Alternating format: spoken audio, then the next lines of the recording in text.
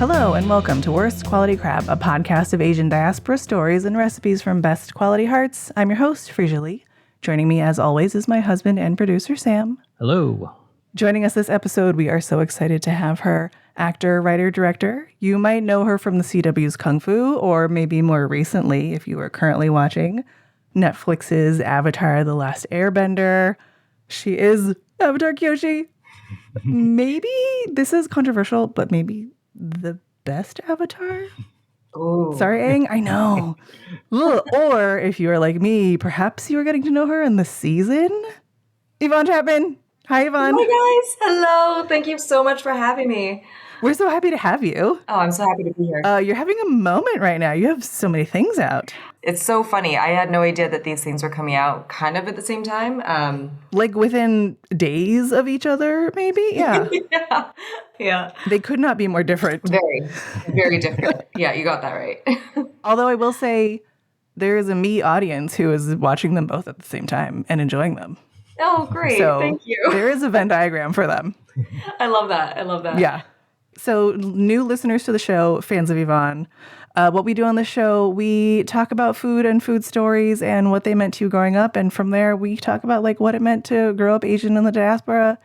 And Yvonne, you are at some point going to clarify where the Chapman came from. Some people get confused about where your parents are from, but you've got some delicious recipes to talk about for us. Some dishes we're very excited about. Yeah. So tell us everything. Okay, so you grew up in Canada, but your parents did not. What are these dishes?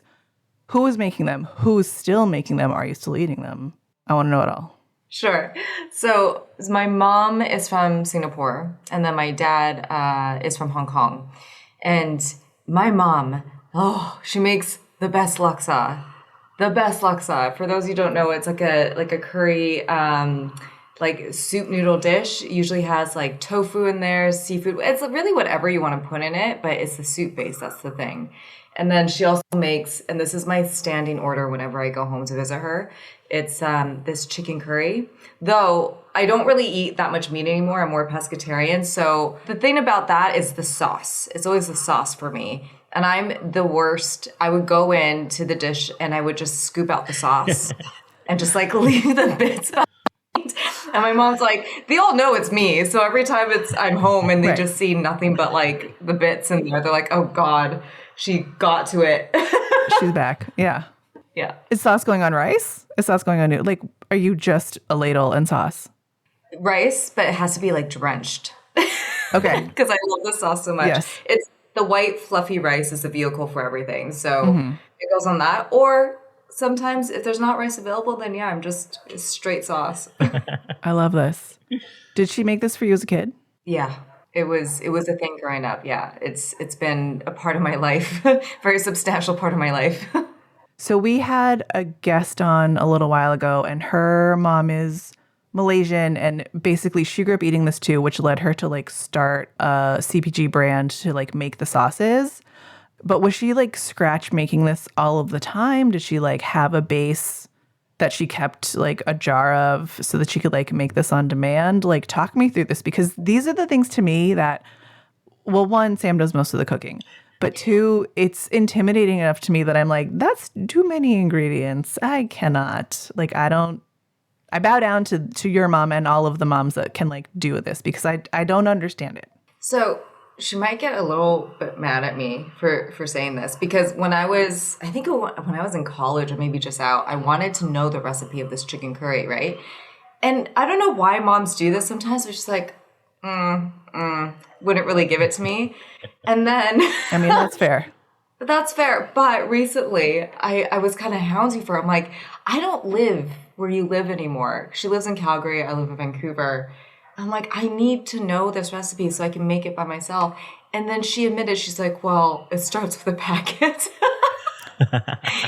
I love it. Which is fine. But I think she just didn't want to admit that. So starts with a packet, but then she's like, but. Yeah, then I add all this to make it richer, to do this, to do that. Yeah, so fair enough. It starts with a packet. Oh, God, I don't remember the name of it now. I will get it for you guys after. And then she adds in like the onions and more like coconut milk and like all this other things and like the, you know, the chicken or not chicken, whatever I can eat at the time. So there's still a lot of love that goes in from my mom, if you're listening. And We always know there's love, Mom. We get it.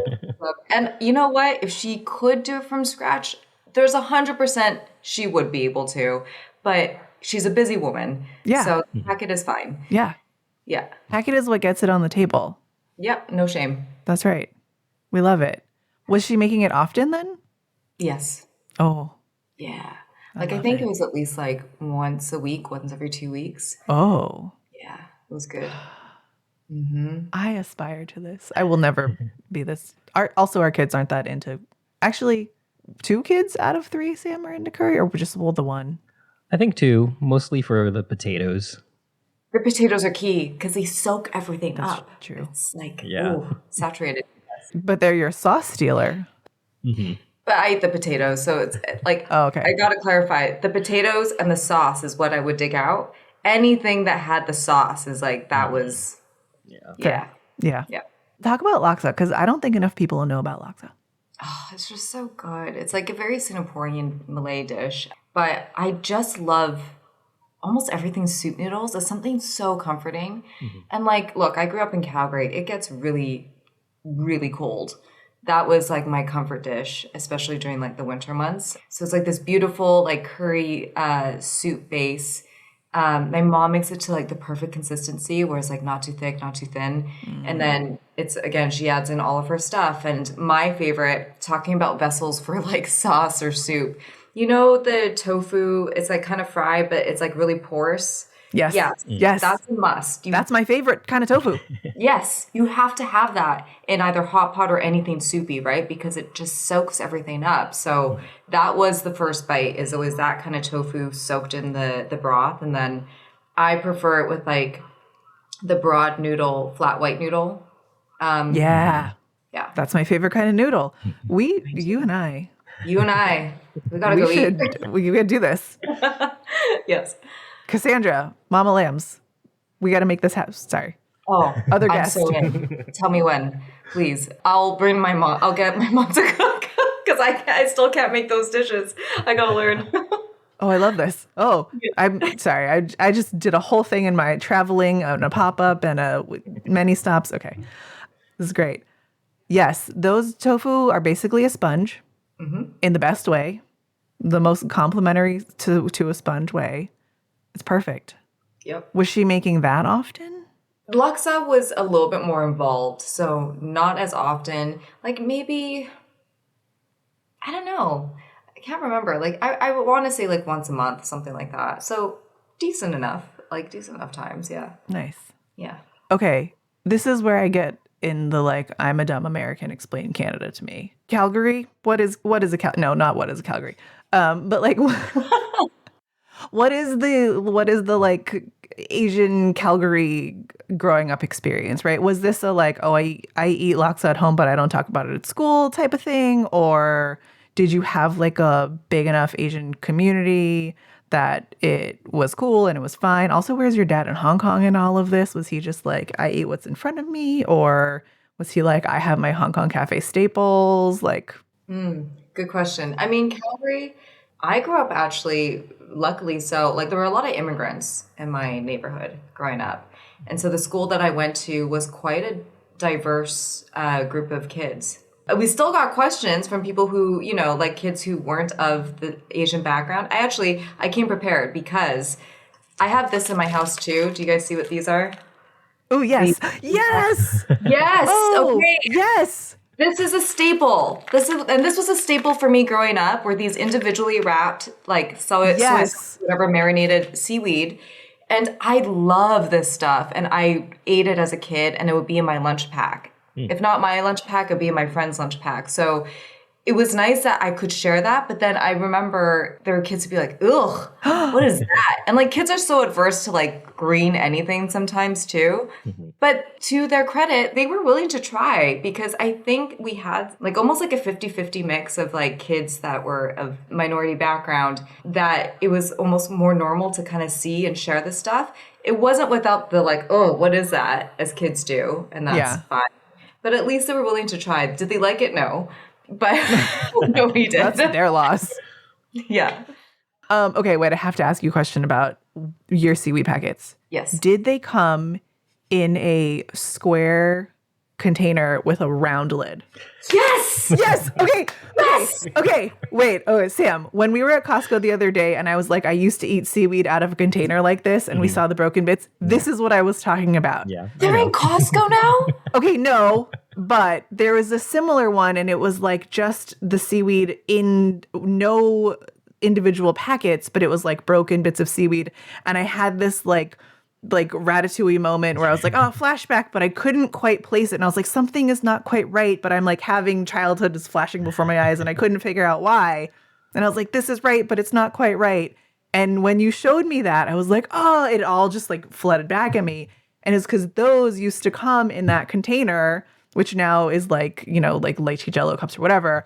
But that is how I used to get my seaweed fix. And it was those like square container, yes, it used round. to be those. Yes. Oh my God, you. yes. You're bringing back so much to me right now. But now it's in like the flat, you know, like plastic Ziploc things. Yeah.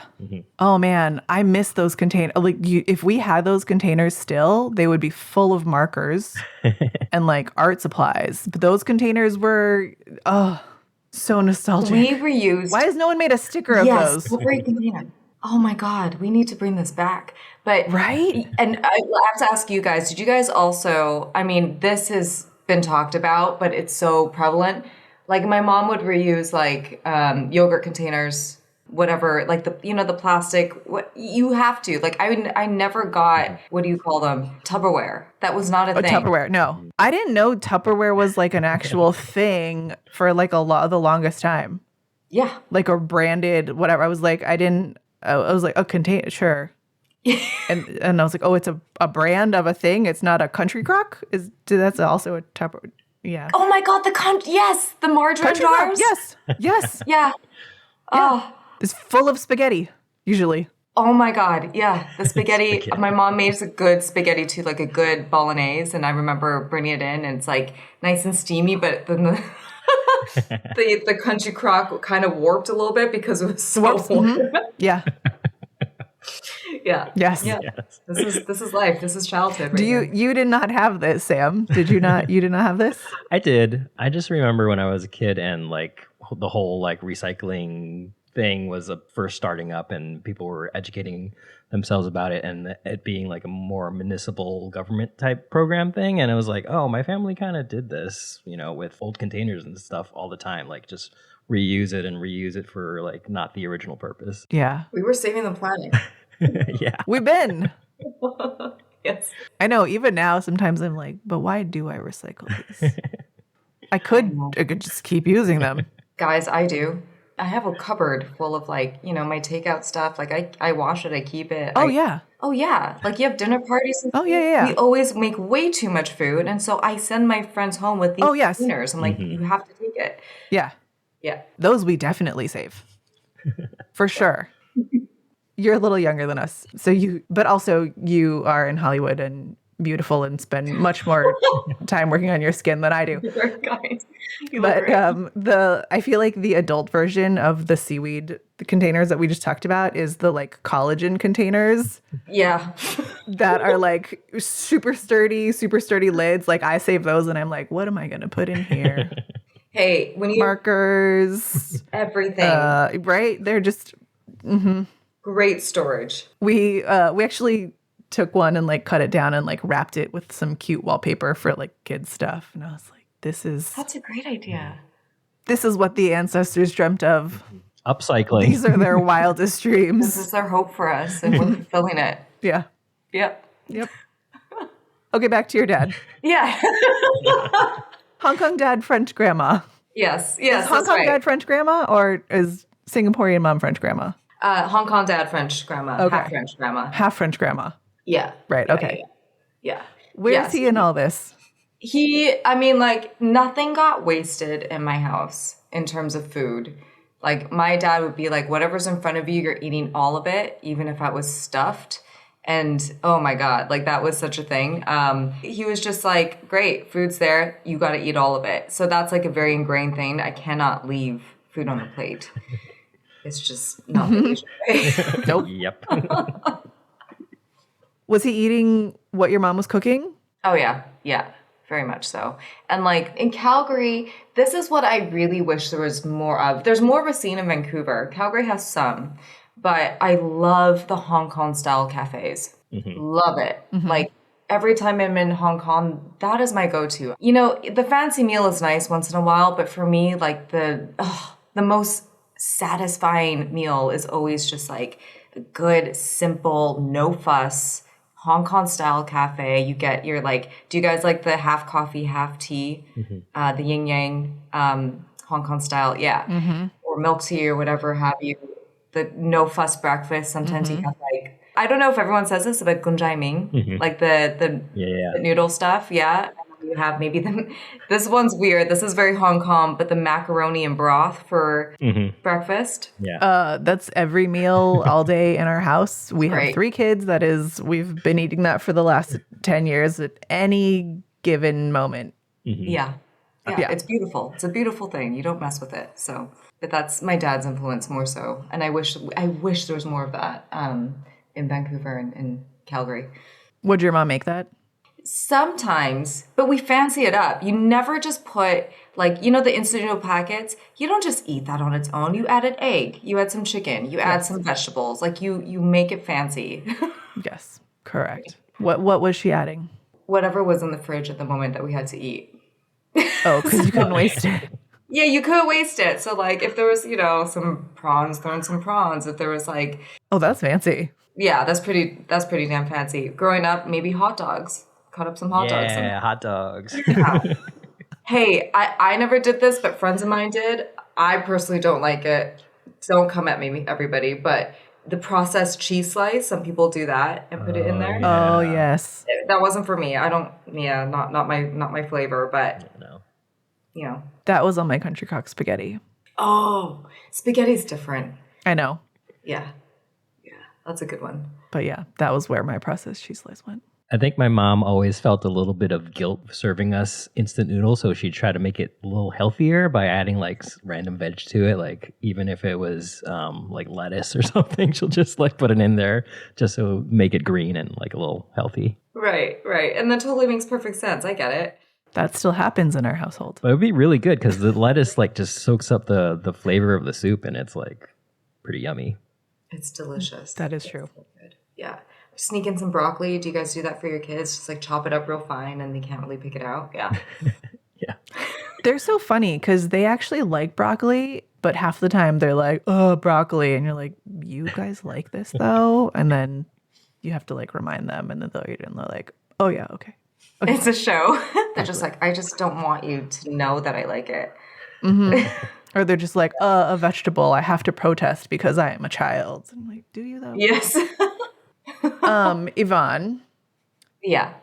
you have kind of laid out a sort of typical Asian upbringing, and yet here you are an actor, which is maybe like not the doctor, lawyer, engineer, finance Nope. career path that one would have thought. How did we get here? Very good question. How did we get here? How did we get here? Delighted that we're here. Delighted that you were on the path you're on. Thank you. Look, I tried to be the good Asian child. I thought I was going to be a doctor for a long time. I really enjoyed biosciences. I took biosci for 2 years in my undergraduate program before I switched over to business. And I liked the biosci parts of it, but then when you're doing that program and gearing up to maybe take your MCAT and do whatever, they throw in like physics in there and, you know, okay, I guess you need to know organic chem, which I hated.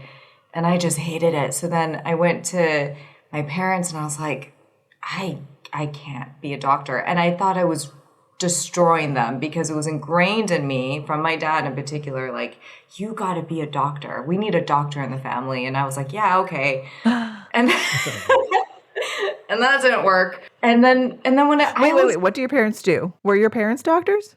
No, my dad was an accountant. My mom was a nurse. Okay. Yeah. I mean, that nurse covers it. No, I mean, it's close enough. Yeah. But I was upset that I was upsetting them, and particularly my dad. And then I was crying. I was like, Aw. I'm so sorry. I don't want to be a doctor. He's like, okay. Like, what? Guys, I was pissed. I was like, what do you mean? Like, I was like, thought that was going to really... Anyway, so then I switched over to finance because what do you do when you can't be a doctor? You go into business. Sure, yeah. Is the thing. And then I worked in finance for a bit. And then I took an acting class because I just really wanted to do something creative again. It was at a point in my career where it was quite regimented. My schedule was quite packed, doing work and then schooling outside of that to get an accreditation for my job. And I liked what I did, but I just needed something for me. And it was a really long time that I decided to do something that was just for fun. Wasn't to do anything, like not trying to achieve anything. It wasn't for productivity. So I just took this acting class. And then I was like, oh, crap. I really like this. And it's something I picked up, I quieted it for a very long time. I liked it as a kid. And then I just put it to the sideline in favor for things that were seen as more practical, It was in my late 20s when I started. And I thought, well, if I'm going to try, I'm going to try now. And so I did. And now I'm here. We're so glad. Wait, talk to me about I liked it as a kid. Yeah, I mean, oh gosh, it's kind of embarrassing, but I remember just like play acting by myself in my room. I liked the idea of being an actor, and like, it's so strange. This is the thing that I can't quite reconcile still. I was really shy. I didn't like being in big groups as a kid. I would freeze up kind of in social situations. But then if I was like doing a play or had like my photo taken or something like that, I felt more at ease. Like more like myself, if that makes any sense. Mm-hmm. The way I kind of make sense of it is I think it's because it was almost like a degree of separation where it allowed me to be a bit more vulnerable because there was just like it seemed like a barrier that I could do that. Yeah. And then so I liked it. And then I did some plays. And then just as a kid, in elementary school. And then I got into high school and did sports and whatever instead. And then went into modeling kind of in college. Like that was my other side thing of kind of doing it, but not doing it. And then I went into finance and I was like, well, that was for me as a youth. Yes, yes. Yeah. Oh, interesting. And here we are. I know. Who'd have thought? I played a lawyer, so I still tried. That was. I don't know about you guys. Like, how about you? I mean, was that kind of the similar thing? I mean, he's a graphic designer, and I work in a PR for an art museum. Like, we are very far off of we're like fourth tier Asian. What's that mean? How dare you? I'm at least third tier. Not true. You might be third tier. I'm definitely fourth tier as far as Asian careers, if even. I hope that's something we can just like erase, right? For future generations. I mean, yes, right? This is part of why we do this is to get rid of all of that shit. Yeah. But if we're being real right now, first tier is still like doctor, lawyer, engineer, astronaut. I don't know. There's that one guy that's like an astronaut and a general and Yes. You know who I'm talking about. You've seen this. I do. Yes. And I'm like, calm down. Right. You are making all the Asian parents disappointed in their children right now. In everyone. Who are you doing a favor to? Man, hey, but also good for that guy. Good for him. Yeah. That is pretty goddamn incredible. Yeah. So, yeah. Just making all of us look bad, man. Yeah. Also, whatever you're trying to prove, man, you did it. Yeah. You can way past that. Yeah. Like this is superhuman shit now. Yeah. How did your parents react to like they were cool with fine business? Was acting still cool, or were they like, oh, well, that's where we draw the line? Well, I think because I had my degree already, I already had a nest egg of my own going into this, that I was an adult. So it was like, they did say their piece, particularly in my dad, but it was my decision at that point. And I felt really okay with doing it. I mean, it's not like I had nothing to fall back on. So I took the chance, but it was like a calculated risk, I should say. You brought in that finance part and you were like, look, this is the risk of it, and here is the payoff. And Yes, exactly. Nice. Yeah. And now do you just say Netflix, Hulu, haha? They are like, they're supportive now that they're like, okay, it seems like it's all right for now. No, that's not fair. They're pretty supportive now. I think it's I still feel like there's a little bit of misunderstanding with it, because I think it's tough to share what we do in a creative space with anybody who isn't part of that world. There's just things and nuances about it that, unless you're in the space, it's just hard to articulate and to find that common ground. But I think they're good with it now. They're okay. They're okay that I'm okay. Good. Yeah. I love that. Yeah. Love that for them too. Yes. Yeah. Let's talk about Netflix, Hulu, Avatar. First of all, did you watch the animated series? I did growing up. And then I watched it again as an adult preparing for this role. And guys, oh my gosh, so many themes went over my head as a kid. Talk about them. I mean, genocide, children at war, trauma growing up. Like, it's insane. It's such an incredible cartoon. It's wild to watch it now.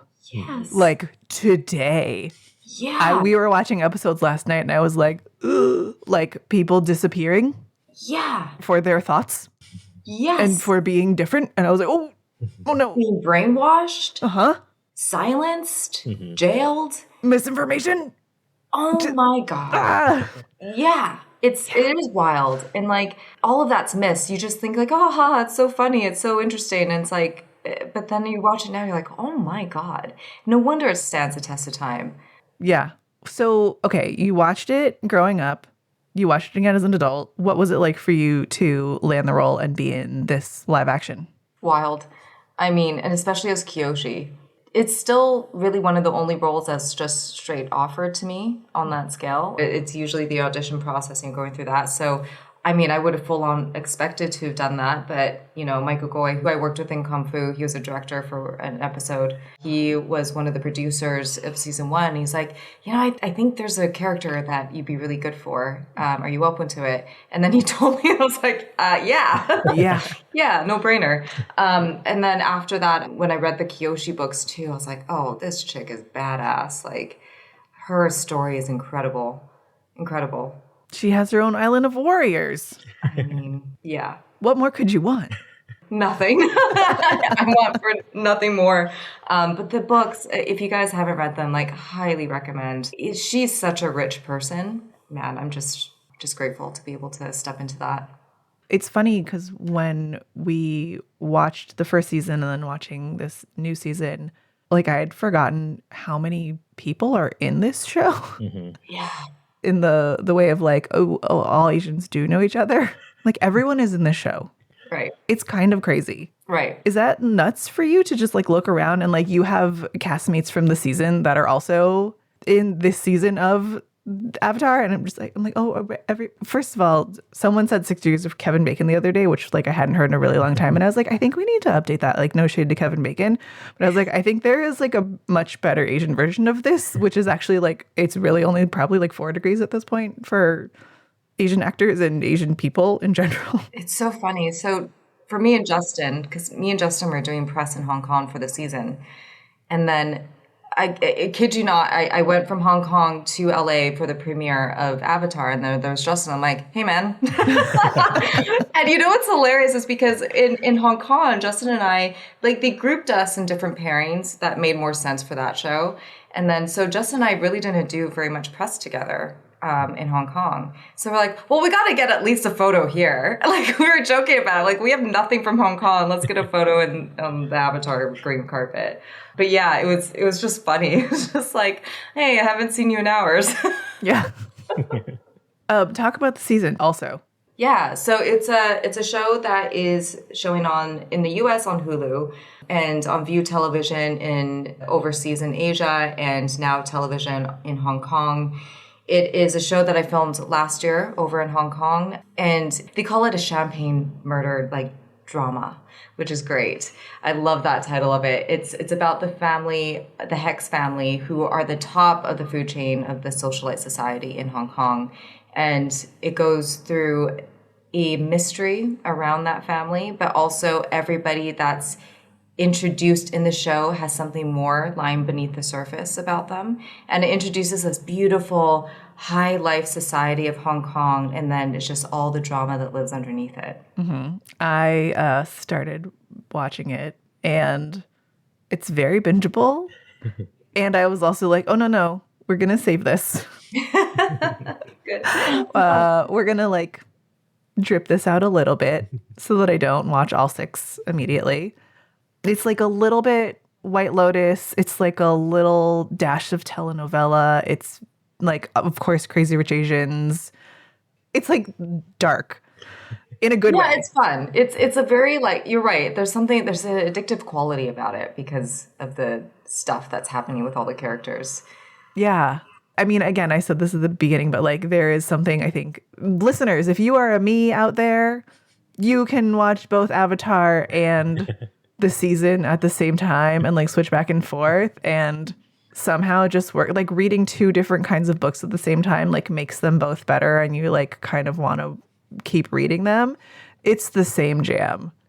I do that with everything. TV shows, books. I don't know. Do you guys have like books that you're reading right now? And it's like, I have like a stack and I'm just, Oh, yeah. yeah, I got a pick your own adventure. total tangent. I lost my library card and I got a new one and I was so excited. I checked out 6 novels, which is wild for a person who sometimes can't read it all in a month. Just they don't have the time. But I was so excited. And so now I've started 3.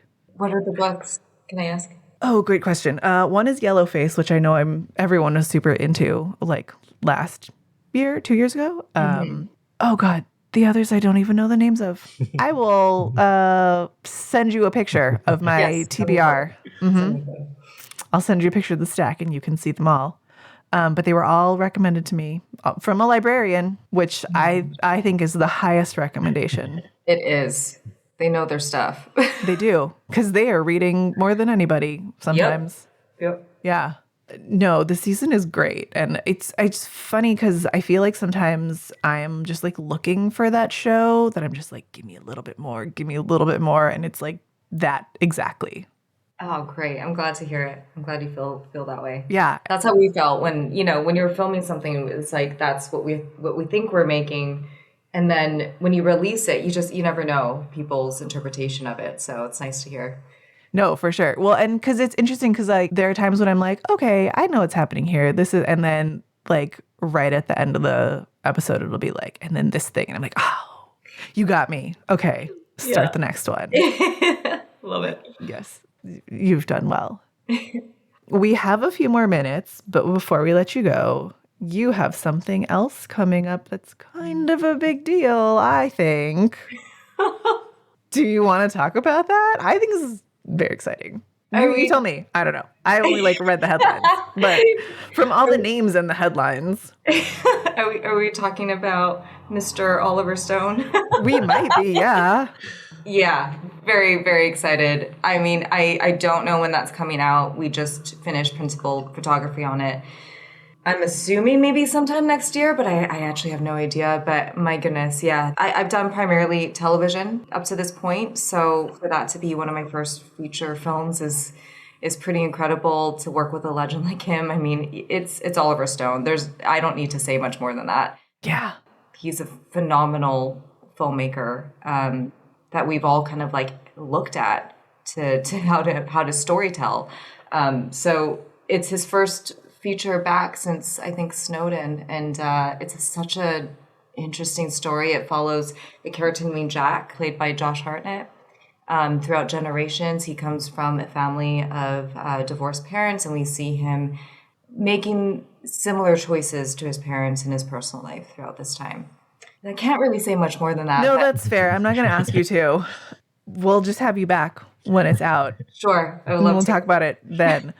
But like, not to make this too sappy or whatever, but like, could little Yvonne eating curry chicken, shy, play acting in her room and not telling anyone have imagined Oliver Stone?